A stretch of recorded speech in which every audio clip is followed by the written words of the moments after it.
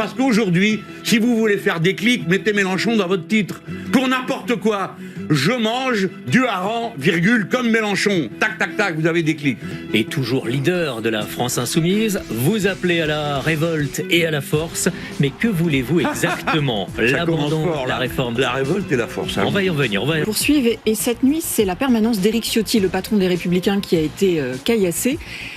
Il n'est pas le premier élu à être visé puisqu'il soutient la réforme. Est-ce que vous condamnez ces violences contre les élus? Je me demande à quel moment commencerait la cérémonie, vous voyez, on commence par ça. De la tartufferie. Alors, c'est commencé, allons-y. Alors, vous me demandez de condamner les violences parce que c'est la première chose qui vous vient à l'esprit. Mais quand vous dites qu'il n'y a pas de légitimité parlementaire, le Sénat s'est exprimé et a voté ce texte. Pour vous, ça ne compte pas? Pas pour moi, madame, pour la Constitution, parce que vous la connaissez comme moi. La Constitution dit que le dernier mot revient à l'Assemblée nationale, oui ou non, madame Mourgue?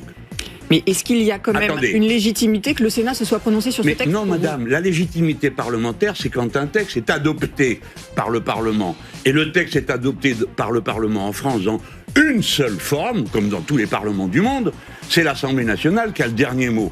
Le dernier mot de l'Assemblée nationale a été silence dans les rangs. Mélenchon, quand vous appelez à des manifestations spontanées, notamment, c'est le risque inhérent de ce genre d'appel où il n'y a pas d'encadrement. C'est la vie, monsieur. Vous savez ce que je suis en train de vous dire? C'est la vie. Mais ça peut être votre responsabilité. Mais attendez, aussi. On a essayé toutes les procédures parlementaires normales. Mais qu'est-ce que vous voulez? Nous ne sommes pas des toutous à votre disposition. Le peuple français n'est pas un peuple qu'on fait marcher au sifflet. Allez, ça suffit, assis, debout, asseyez-vous par terre, soyez bien sages. Qu'est-ce que c'est que cette histoire? C'est le peuple français ici. Et le maire écologiste de Lyon, Grégory Doucet, a condamné sur Twitter cette attaque, c'est ce qu'il dit. Et il dit « La violence n'a pas sa place dans l'expression du mécontentement ». Je le cite toujours, ça ne justifie en rien la violence. Bon. Est-ce que vous trouvez ça nécessaire? Ça va, j'ai compris. Alors, on recommence l'émission à zéro. La violence, nani, nana. Écoutez, je vous ai dit pour moi où est la plus grande violence. Voler 2 ans de vie aux gens est une violence. Moi, je pourrais dire, vous êtes tous des valets du grand capital, vos entreprises appartiennent à des milliardaires et vous en êtes des perroquets. Bon, je vous évite ça. Évitez-moi, s'il vous plaît, de m'installer dans le rôle du gauchiste de service. Je vous demande quelle lutte il faut. Monsieur, vous n'avez pas l'air d'être bien au courant de la situation, donc je vais vous éclairer. Demain, nous avons un vote. Pardon, madame. Vous-même avez dit la grève va se durcir, j'espère. Vous l'avez dit il y a quelques minutes. Voilà, vous avez retenu ça, donc nous en avons pour 2 jours au moins avec ça. Mon Dieu, la grève va se durcir. Qu'est-ce que ça peut bien vouloir dire? Faisons immédiatement une émission pour voir si par... Alors, bien sûr que la grève va se durcir, madame. Mais bien sûr, elle est déjà très dure. Est-ce que la motion, à votre avis, peut être votée aujourd'hui? Mathématiquement, elle ne l'est pas. Alors comment on fait pour Non, mais ça, c'est vous qui le dites. Oui, mais l'autre matin, c'était ils vont aller au vote et vous avez perdu. Et alors, monsieur Mélenchon, appelez-vous à des violents. Bla, bla, bla, bla, bla, bla. Calmez-vous un peu. La vérité... Vous pouvez dire je veux plus de parlementarisme et en même temps avoir bloqué les débats, c'est ce qu'a fait la France insoumise, à l'Assemblée nationale. Est-ce que c'est cohérent? Oui, ce qui n'est pas cohérent, c'est votre commentaire. Parce que vous êtes vous-même vous êtes un homme informé, instruit.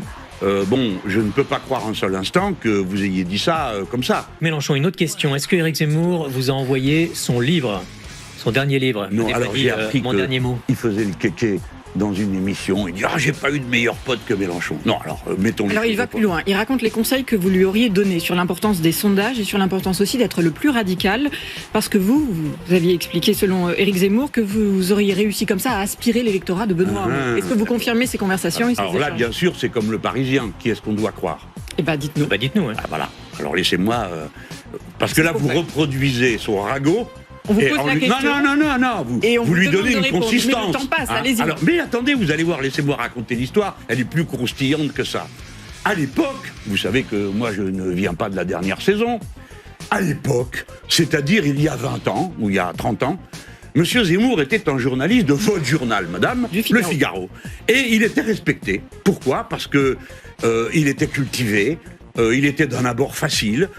Et puis, c'est un pied noir, alors pour un autre pied noir, on se parle. Mais là, Jean-Luc Mélenchon, non, beaucoup plus récent. Il nous reste moins d'1 minute. Il faut accélérer un petit peu. Il ne fallait pas aborder le sujet. Donc, monsieur Zemmour, à l'époque, oui, je lui parlais. Un jour, il m'invite à son anniversaire, figurez-vous.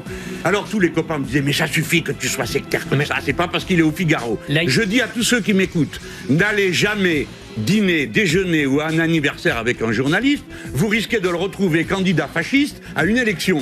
Donc ne faites pas la même erreur que moi. Je suis allé à son anniversaire et là je me suis dit, ce type est dingo. Pourquoi ? Il y avait devant la porte des grenadiers habillés en uniforme de Napoléon. Et quand on a amené le gâteau d'anniversaire, il y avait toutes sortes de personnalités qui étaient là. Il n'y avait pas que moi. Il s'est mis à faire tirer le canon à sa gloire. Mais là, je me suis dit, ce gars ne me reverra plus jamais. Je pense qu'il y a un truc qui tourne plus rond dans sa tête. Et en effet, il y a quelque chose qui tourne plus rond dans sa tête. Merci. Merci. Ce grand jury, je vous signale.